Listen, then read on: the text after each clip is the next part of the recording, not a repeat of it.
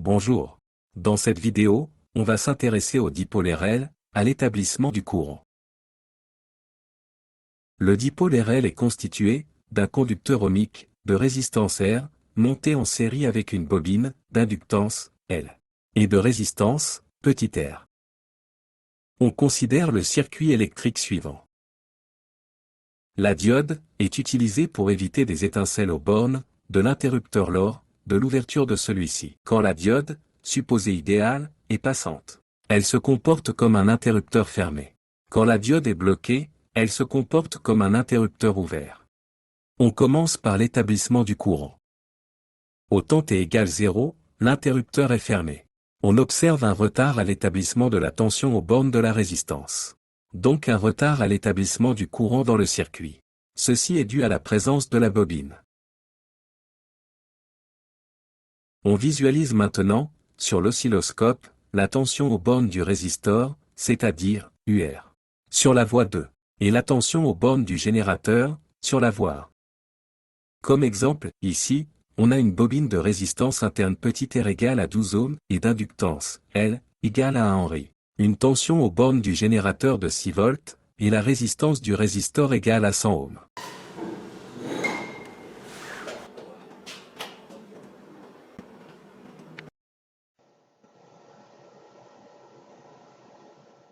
On observe un régime transitoire, pour lequel I augmente jusqu'à une valeur constante, I max. On a alors atteint le régime permanent où I reste constante, égale à I max. En appliquant la loi d'additivité des tensions, on a UR plus UL égale E. Et on remplace UR et UL en fonction de I. On obtient E égale R total fois I plus L D I sur dt. On divise le tout par R total et on obtient E sur RT égale I plus L sur RT fois DI sur dt. C'est l'équation différentielle, vérifiée par I de t, lors de l'établissement du courant. La solution générale de l'équation différentielle précédente. I de t égale A fois l'exponentielle de moins t sur tau plus B. En dérivant I de t et en remplaçant dans l'équation différentielle, on trouve B égale E sur RT et tau égale L sur RT. En utilisant les conditions initiales, on trouve A égale moins E sur RT. Donc la solution est I de t égale I0 fois 1 moins exponentielle de moins RT sur L fois T. Donc la courbe de I de t est de cette forme.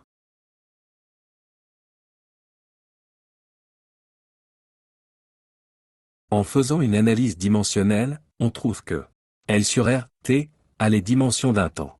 Donc elle représente la constante du temps du circuit.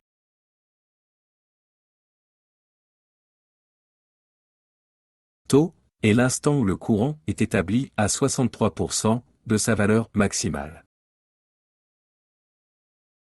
Pour la constante du temps, il suffit de tracer la tangente à la courbe UR de T à l'instant t égale 0. Et l'intersection de cette tangente avec l'asymptote à la courbe UR de T. Le point d'intersection qui a pour abscisse l'instant T est égal à tau. Autrement, on peut prendre 0,63 fois Imax et l'intersection avec la tension U, R de T, qui va donner la même valeur de tau.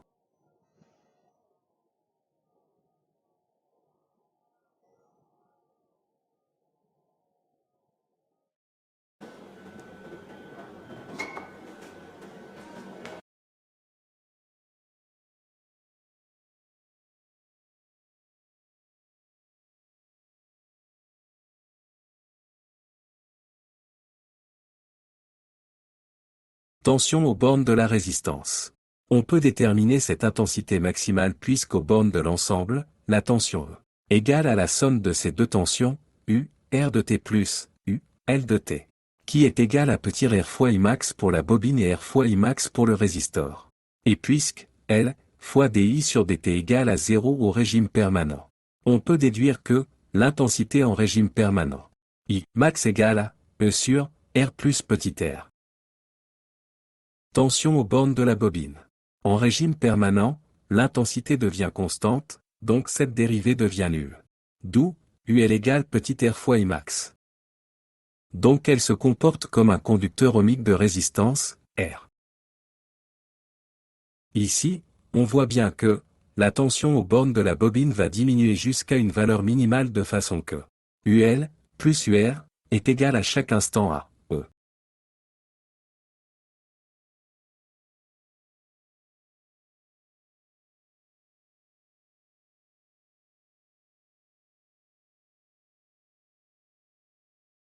Supposons que la résistance petite, R, de la bobine est nulle.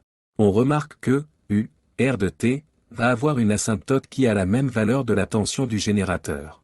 Et que, U, L de T, va arriver à l'asymptote qui devient nulle.